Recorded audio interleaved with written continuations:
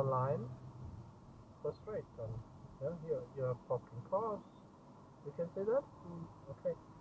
Then we practice it in the next. In English.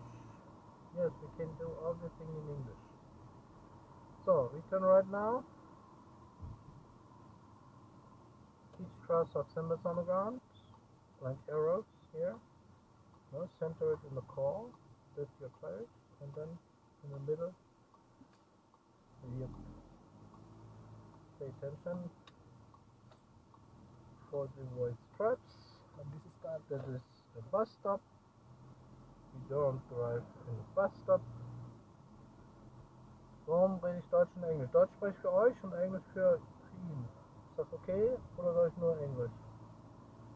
So, now we are looking for a place. We make a U-turn.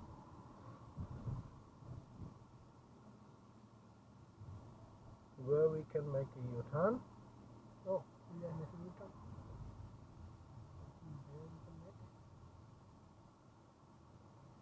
Maybe here is place enough, no? Not too close on the right. Es knackt schon. Here you can drive in, no? Backwards. Only backwards. Okay. Only backwards. Indicator right, please. Indicator right, please. Indicator right, please. Manche Dinge muss man 5-mal sagen, ne?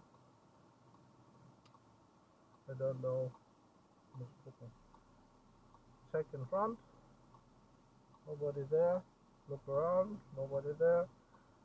So better is you drive reverse in the traffic, also you have no traffic behind us, and in front of you can drive in traffic. You can see better. Yeah. So and go. Change the gear, please.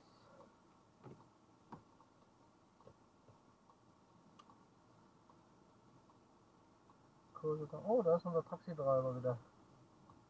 Taxi. Okay. So, dann machen wir das doch mal. Du scrollst mal weiter. Dankeschön fürs Zugucken. Danke, danke. So, dann wollen wir jetzt dasselbe nochmal machen. Schönes Wochenende wünsche ich noch.